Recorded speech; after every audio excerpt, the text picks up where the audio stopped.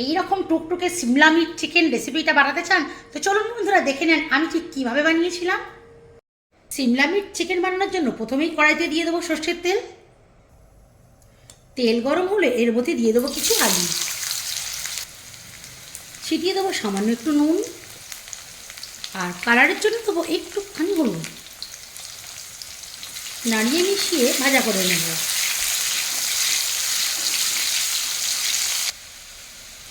ভাজতে ভাজতে যখন আলুর কালারটা চেঞ্জ হয়ে যাবে তখন আলুগুলোকে উঠিয়ে নিতে হবে। ঠিক দেখুন এই রকম কালার হবে। এখন একই কড়াইয়ে দিয়ে দেবো সিমলা মির্চ, ক্যাপসিকামও বলতে পারেন। এর মধ্যে যে জলটা আছে ফটফট আওয়াজ হচ্ছে, তো সামান্য আরও একটু নুনের ছিটে দিয়ে দেবো।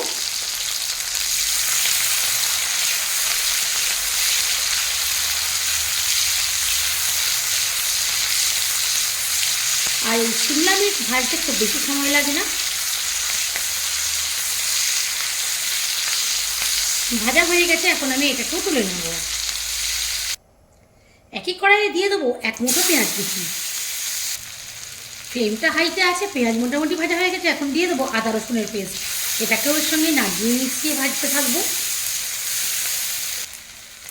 ভাজতে ভাজতে যখন এইরকম কালারটা চলে আসবে তখন আমি এর মধ্যে দিয়ে দেবো ছোটো ছোটো করে কেটে রাখা কিছু চিকেন।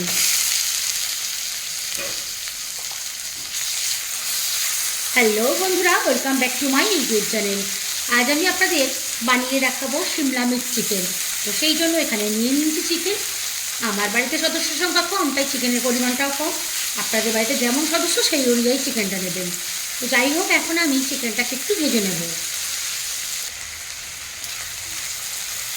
চিকেনটাও আমি মিনিট 2-3 ভাজা করে নিয়েছি।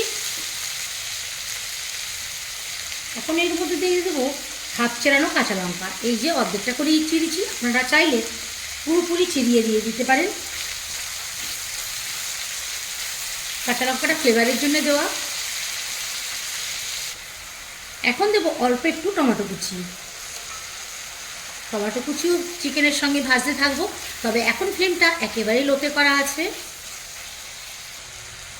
দিয়ে দেবো অল্প একটু নুন, দেবো হাফ চামচ হলুদের গুঁড়ো, হাফ চামচ দেবো লঙ্কার গুঁড়ো, আর হাফ চামচ দেবো ধনে জিরে গোলমরিচের গুঁড়ো। দিয়ে দেবো আগে থেকে ভেজে উঠিয়ে রাখা আলু।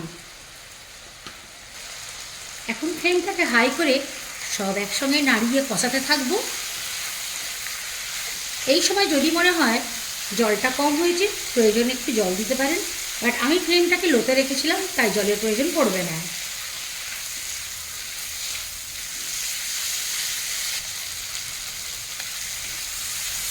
মিনিটখানেক পরপর নাড়াতে হবে, নাহলে তলায় লেগে যাওয়ার চান্স আছে।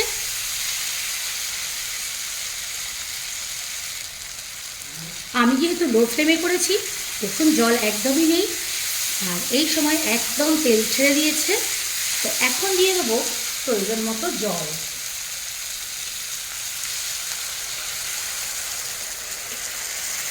আর বেশি দেবো না।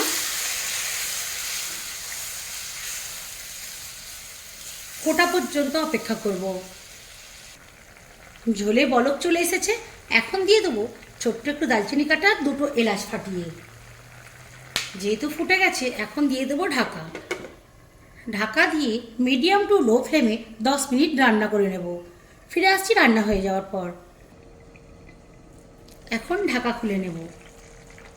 ফ্লেমটা লোতেই আছে, ফ্লেমটাকে হাইয়ে করে দেব। গ্রেভিটা অনেকটাই কমে গেছে, আর আলু নিশ্চয়ই এতক্ষণে সেদ্ধ হয়ে গেছে। একটু দেখে নেব। এই দেখুন আলু একদম সেদ্ধ হয়ে গেছে। তো যাই হোক, আলুকে আমি ঘেটে মিশিয়ে দেব না। আর এর মধ্যে দেখতেই পাচ্ছেন আছে টমেটোর বাইরের অংশটা, ভাজা ক্যাপসিকাম, আর একটা পাকা লঙ্কা। এটাকে এখন দিয়ে দেব।